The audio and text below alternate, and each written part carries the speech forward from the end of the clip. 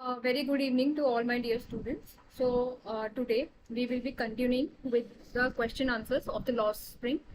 Uh, Lost Spring जैसे कि हमने डिस्कस किया था इस Lost Spring स्टोरी के अंदर two short stories are being woven. ठीक है, दो short stories are being woven of and the main theme of the lesson is the child labour and the difficulties and the evil effects, you can say, of child labor that is being visible on the innocence of childhood. तो last class में हमने title को justify किया था कि क्यों author ने lost spring title अपने इस कंटेंट के लिए शी हैज चोजन. तो लॉस्ट स्प्रिंग स्प्रिंग जैसा कि we have discuss, it is a season of freshness, vitality, energy.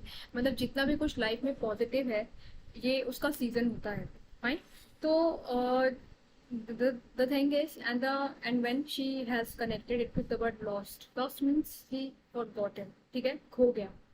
तो वो बचपन, वो चाइल्डहुड जो चाइल्ड लेबर की वैगरीज के कारण हो गया. So that is what the author means. और the purpose of writing this lesson is कि she wants to bring it to the core, this topic to the core of the other discussions, कि how child labor is destroying the childhood of children, and how it is also destroying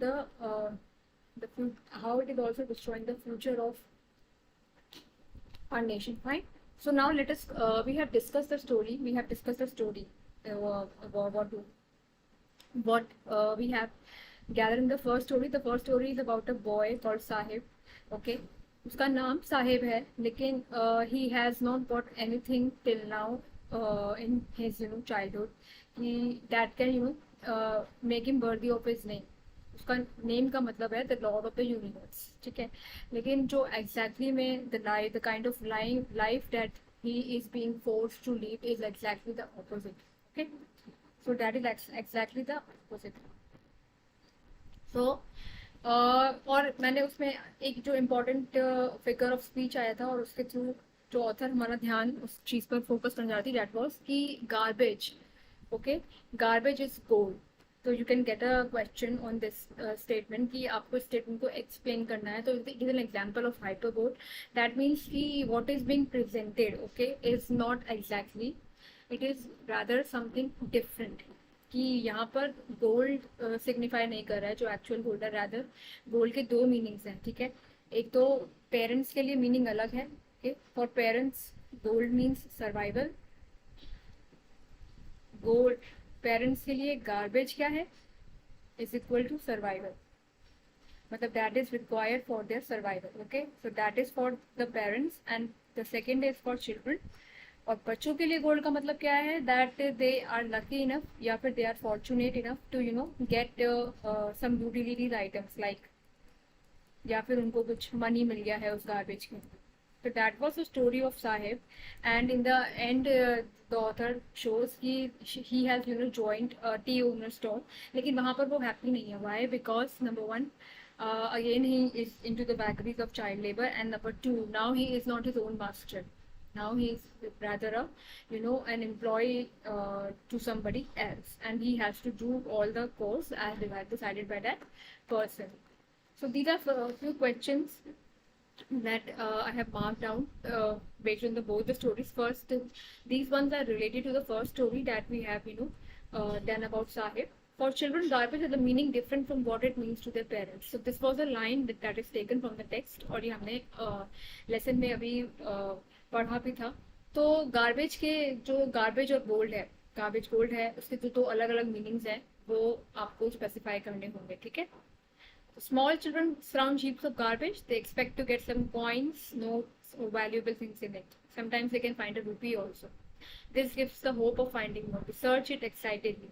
For children, garbage is wrapped in wonder. तो ये उनके लिए एक wonder हो गया. तो आप देखिए कितनी आयरॉनिकल सिचुएशन है. ठीक है, कि एक तरफ वो बच्चे हैं, ठीक है, belonging to the higher strata of society, जो सब कुछ अफोर्ड कर सकते हैं, राइट. और एक तरफ ये बच्चे हैं completely opposite side of society, जिनके लिए एक सिंपल सा प्लेजर है फटे हुए जूते, यानी कि अगर उनको टॉर्न शूज भी मिल जाते हैं उस गार्बेज में, तो वो उनके लिए एक बहुत बड़ा प्लेजर हो जाता है। तो दैट्स व्हाई उनके लिए जो गार्बेज है, that signifies two meanings. Okay, where does the author find Sahib one winter morning? What explanation does Sahib offer? So एक विंटर मॉर्निंग पर उसको कहाँ मिलता है Sahib, that he was watching two young men playing at the tennis, okay, outside the premises of neighborhood club, but because of his condition he knows that he won't be given the entry, so he just he's contented. The child is very much contented. So contentment, the quality of contentment comes to children naturally. तो ये भी एक sentence आप add on कर सकते हैं, contentment comes to them naturally, क्योंकि उनके पास कुछ है नहीं, तो whatever they get they are happy in that. Contentment comes to them naturally, the children, कि they can find joys and pleasure in those kind of things जो normally लोगों के लिए जॉयफुल या जॉय क्या कहते हैं, हैप्पीनेस नहीं ला मिलाते. What is Sahib looking for in the garbage dumps? Where is he and where has he come from? So basically वो उस गार्बेज डंप्स में क्या ढूंढ रहा होता है, वो ये सब ढूंढ रहा होता है, लाइक कि उसको शूज मिल जाए maybe, because as we have seen कि ये जितने भी रैक पिकर्स बच्चे हैं, ठीक है, they all of them they roam the streets where, ये टेक्स्ट में हमने पढ़ा है कि बेयर फुट रोम करते हैं. क्यों? क्योंकि उनके पेरेंट्स के पास इतने मीन्स नहीं है, इतनी फैसिलिटीज नहीं है कि ये सब बेसिक एम्यूनिटीज ऑफ लाइफ उनको प्रोवाइड कर पाए. तो गार्बेज डंप्स उनके लिए बेसिकली एक तरीके का ट्रेजर हाउस हो गया, इफ वी से, ठीक है. They find it like it has become a treasure house for the children. तो this is again ironical, okay, जहाँ से उनको वो सब मिल सकता है जो नॉर्मल लाइफ में उनके पेरेंट्स उनको प्रोवाइड नहीं कर सकते. वहीं से साहिब को शूज मिले होते हैं, ठीक है. Although those shoes were of different sizes and they were torn, but even then he was happy that at least he has something in his feet to wear. And as we know, these people have come from Bangladesh, okay, during the time of 1971 in the war. So basically, they are refugees. What is the meaning of Sahib's full name? So this is ironical and sarcastic. You can also, expect a short question on this. कि साहिब का full name क्या था? साहिब आलम, Lord of the universe. ये एक जगह text में mention भी है. He does not know it, और अगर उसे पता भी होता तो he would have not believe it, क्योंकि अभी तक की जो भी उसने लाइफ जी है, that is not at all touching the name, what name he has been given by the parents. So this is again ironical and somewhat written in a sarcastic manner. और sarcasm क्या है यहाँ पर कि name रखा है उसके parents ने भी, ठीक है, उसके पेरेंट्स से कुछ होप्स रही होंगी, बट जो रियलिटी में सोसाइटी प्रोवाइड कर रही है साहिब को, that is completely different. How does he conduct himself? He roams the streets barefoot with other rag pickers. This army of barefoot boys appears in the morning and disappears at noon. How does the author focus on the perpetual state of poverty of the children or not wearing footwear?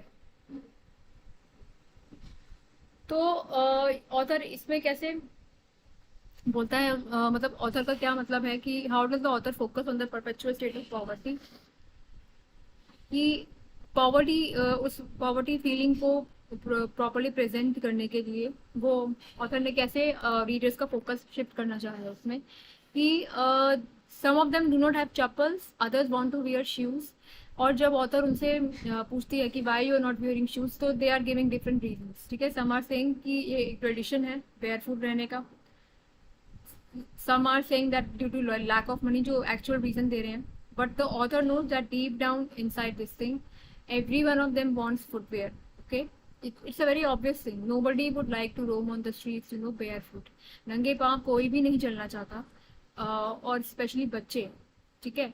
We all know how innocent and how delicate they are. So obviously it is a very obvious thing that when they see other people enjoying those basic facilities, those basic amenities of life, so they would also want it for themselves. So we must have seen kids, ठीक है, that when a kid sees something interesting or something कि उसको लगता है कि वो enjoyable रहेगा उसके लिए, तो the kid वो इमीडिएटली अपने पेरेंट्स से उस चीज को लेने के लिए जिद करता है. तो these are also children, right? Although they are poor but they are having feelings. But वो अपनी उन एक्चुअल फीलिंग्स को हाइड करने की कोशिश करते हैं by giving these kind of reasons कि ये एक ट्रेडिशन रहा है कि yes you have to roam barefoot and like this. But actual में the author knows that the reason behind all this situation, this grim situation, is that their lack of money, the abject poverty that has forced them to walk without footwear. So you can mention it here down that the author knows the real cause of their roaming around without footwear. Abject poverty, intense poverty. So you can use these different adjectives while compiling your answers. Now coming to the second story. Okay, the second short story that is being included in the chapter. So let us have a summary of the story. You can read the text, and if there are any doubts regarding any sentence or anything when you read the text, you can always share your doubts in the comment section. Fine. So the first story was about a rag picker boy, and now the second story is again about presenting the evil effects of child labor. But now the character has been shifted. Now we have another person, another child by the name of Mukesh. Okay.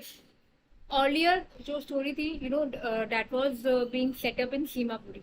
जो Simapuri the colony, okay, the makeshift colony that is being that is being made for the refugees and other rag pickers of Delhi. और उसमें भी if you remember हमने एक वो उसका metaphorically वहाँ पर जो author ने उसका text का आपको इंफॉर्मेशन दिया था, तो उसमें यही था कि although it is called Seemapuri, लेकिन तब भी वो एरिया, वो प्लेस गवर्नमेंट की, सोसाइटी की, ओके, आइज से हमेशा इनविजिबल सा रहता है. Why? Because these people are not provided the basic amenities of life. rather they are just being given the ration cards, okay, but their identity, they are devoid of any identity. Because of being belonging to low strata of society, they are devoid of being those identities. तो similarly उसी चीज को progress करते हुए अब second story आती है, and the second story is about the life of Mukesh. Okay, तो Mukesh is a boy who belongs to the family of bangle makers. अब ये बैंगल मेकर्स की फैमिली है. Firozabad is a small town situated in the outskirts of Uttar Pradesh, and Firozabad is famous for making bangles. जो आपने देखा होगा, जो लेडीज अपने हैंड्स पे पहनते हैं बैंगल्स, डिफरेंट तरीके के जो बैंगल्स आते हैं जो पहने जाते हैं. So that is a whole big industry. लेकिन उस इंडस्ट्री की जो सिचुएशन है, जो वर्किंग सिचुएशन है उस इंडस्ट्री की, दैट इज वेरी टफ. वो सिचुएशंस बहुत ही, वहाँ पर जो लोग काम करते हैं इन सिचुएशंस के बीच में, वो बहुत टफ है. तो और उन्हीं सब बैंगल मेकिंग फैक्ट्रीज में वहाँ पर छोटे छोटे बच्चों को भी जबरदस्ती काम पर लगाया जाता है. तो that is about this story is about that thing only. The second part explores the life of Mukesh. Mukesh is a boy who belongs to the family of bangle makers. Okay, so वहाँ पर सबका occupation क्या है? Bangle making का है. ठीक है, कुछ जो फैमिलीज रहती है नियर बाय 10 और 15 जो पॉपुलेशन है, so you can say majority of them और most of them they are involve in the trade of bangle making only. Mukesh is a boy who belongs to the family of bangle makers, and Firozabad is famous for its amazing glass blowing industry. लेकिन उन colourful bangles के पीछे एक कितनी बड़ी Grimm reality है, तो you can add इन जो कलरफुल बैंगल्स तो बनते हैं, they look very pretty, okay, लेकिन जब उनको बनाया जाता है, they look very pretty and beautiful. But what is the grim reality behind their making? Grim means very dark, okay? The dark reality behind their making. And what kind of circumstances those kids and their parents are being those kids and their parents are being subjected to. Grim reality behind their making.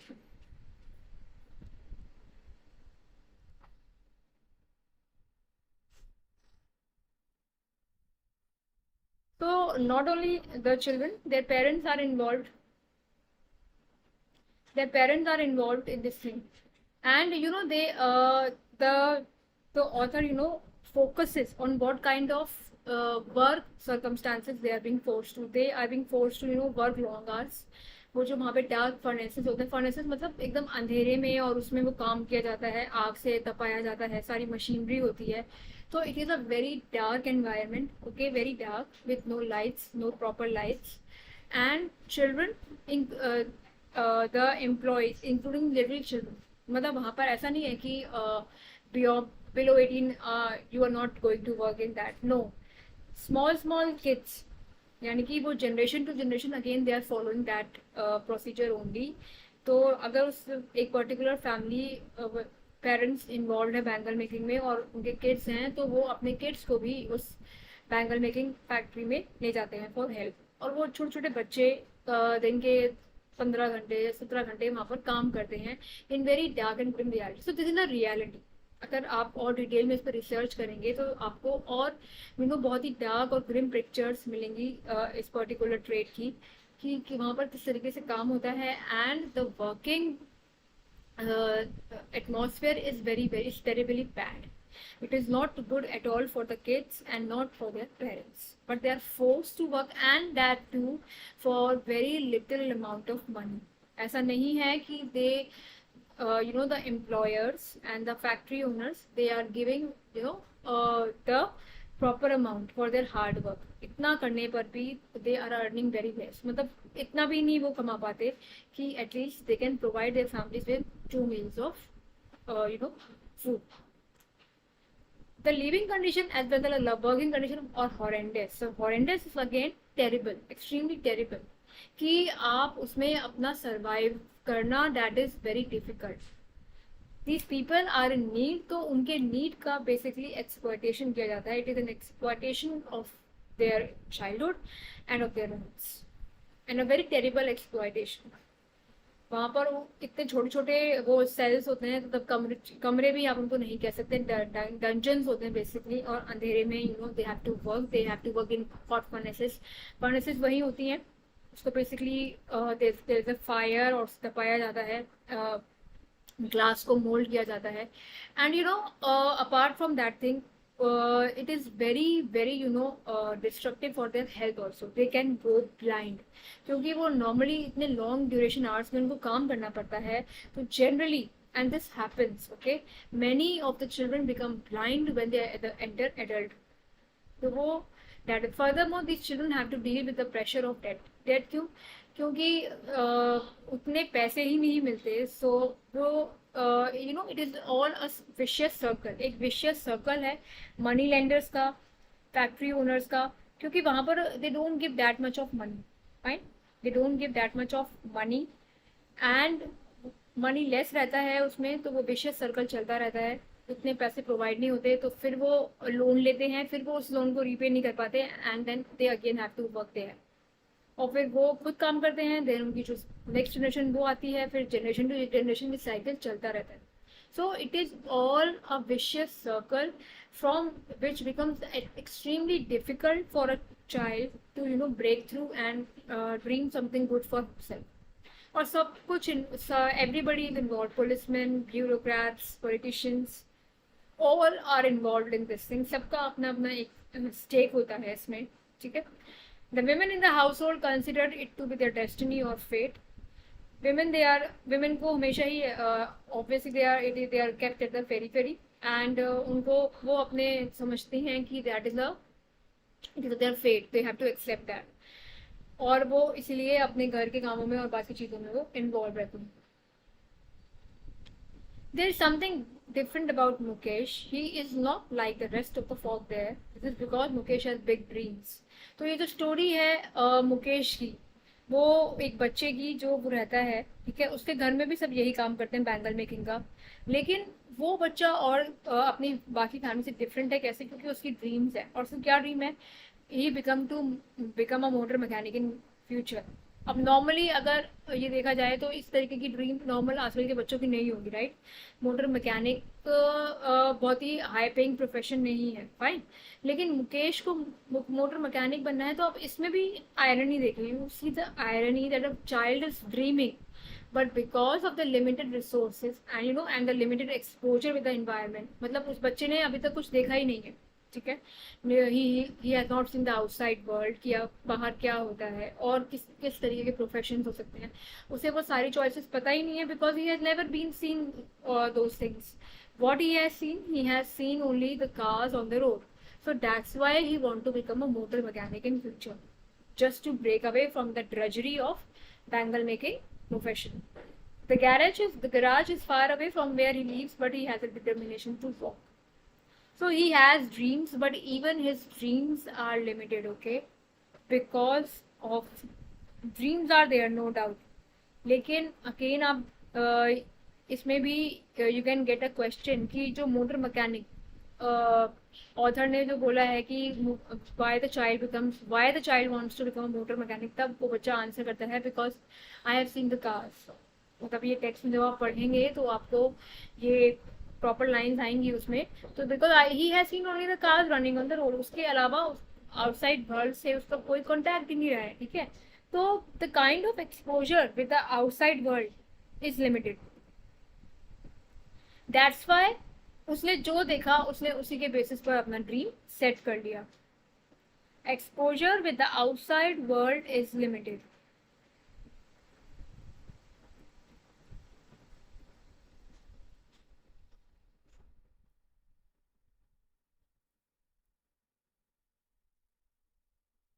तो उसने जो भी देखा, उसने dreams उसकी वही limited हो गई, उसकी ड्रीम्स भी लिमिटेड हो गई, fine. So and in one part of the story, the person in one part of the story, sorry, at in the second story, in one part of the second story, there is a mention about the girl also, a woman who is sitting, and the the light has gone from her eyes, ठीक है? तो उसमें the author says that at one point of time she also वोर the bangles, जो bangles वो बना रही है वो बैंगल्स वो वोर करती है, लेकिन अब जो उसकी आईज हैं that are devoid of any kind of light, okay? She is sitting, she is married, and the continuous struggle of so many years of working in the bangle industry, and then coming at home and not finding enough to eat. मतलब इतना hard work करने के बाद भी, which is risky for your health, for your well-being, even then you are not able to get enough amount of money. So obviously you can imagine, you can experience, you can understand what kind of mental stress and emotional distress these people face. तो the specific mention of that particular lady, उनका जो mention है text में, वो इसीलिए बताने के लिए है कि the light has been just gone off from her eyes. वो जो एक लाइफ के लिए एक डेडिकेशन होता है, लाइफ के लिए एक ईगरनेस होती है, that is lost after the years of so many drudgery, right? So this was the story. We ended here, and in the next session we are going to continue with our question answer sessions, okay? I hope you have understood it perfectly. If there are any doubts, do share it, and we are live on Facebook also, so please like, share and subscribe on both channels. And in the next session we are going to continue with the important question answers and a touchdown on the themes.